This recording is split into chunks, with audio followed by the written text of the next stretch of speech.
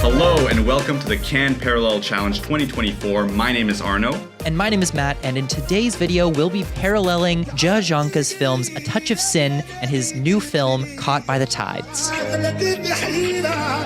Jia Zhangke is one of the major forces in Chinese indie cinema today. He's seen as the leader of the sixth-generation cinema movement, which in short is a post-Tiananmen Square cinema that lacked state funding and so shot with cheap means to retain their voices in the country. Other filmmakers from that movement include Liu Yi and Wang Xiaoshui. At this point, he's a veteran filmmaker having around a dozen films on his belt, almost all of which have been recognized internationally. Some of his best films include Platform, The World, The Golden Lion winning Still Life, and Ash's Purest White. I love Jia's look at the evolution of his country and the way he films landscapes in Still Life and Ash's Purest White, and I find his filmography incredibly rich. A Touch of Sin won the Screenplay Prize at Cannes 2013, and neither of us had watched it, so this was the perfect opportunity.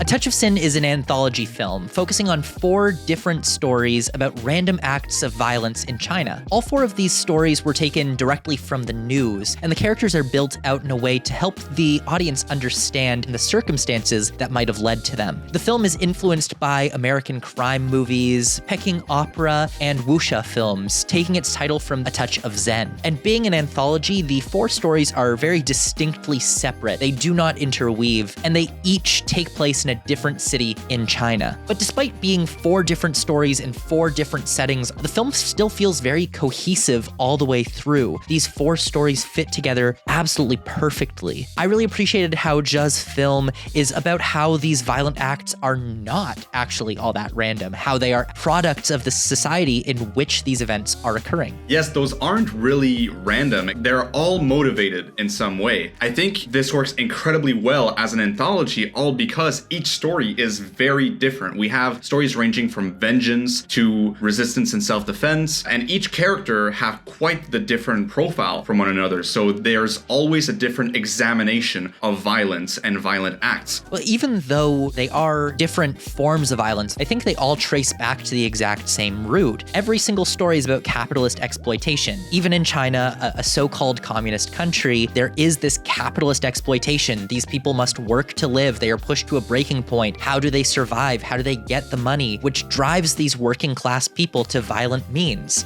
From the first story, there's this killing spree, which is driven by corruption and this feeling of hopelessness. The second story is about someone who uses acts of violence as a means of making money. So all of these are the exact same root. It is an investigation into Chinese society and into this economic system that drives people to these events. I completely agree, and I think it only just shows how Jia always flirts with making films that are bound to get censored by the government, but can always just get by because he doesn't directly tackle these things, even if they're very much present. And I feel like he really tries to touch on the state of his country through the violence in these stories. I mean, what does the trigger-happy character of the second story tell us about the state of the country and its people searching for something to live for? I loved all of these stories, but I think I found the last story particularly strong. Seeing how Jia understands the perils of the next generation of his country is very mature and politically intelligent of him. And the way that story concludes just makes my heart sink.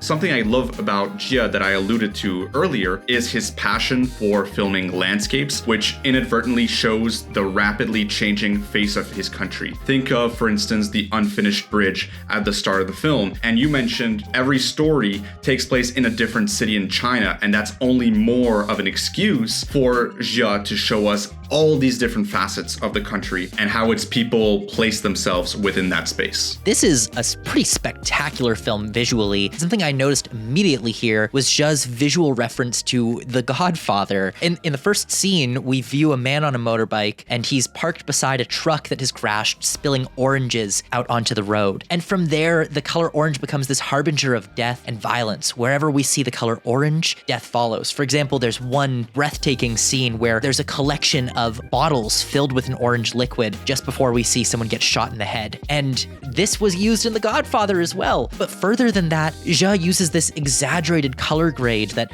red and orange hues radiate and glow on the screen like they're neon lights. And of course, red being the color of communist China. So those colors are interwoven thematically through the visuals. It's just breathtaking cinematic storytelling. I think Jia is definitely one of those underappreciated visual filmmakers. He manages to combine still shots and long traveling shots that are never distinctly showy, that always fit within the narrative, and people don't give him enough credit for that. Jia usually flirts with genre tendencies, but in this one, he often goes all out. I keep thinking of how the film turns briefly into like a martial arts film in the third story, down to the camera movements and the way the blood is used. For a filmmaker who isn't known for action, he damn well films action and violence better than almost anyone else in the game.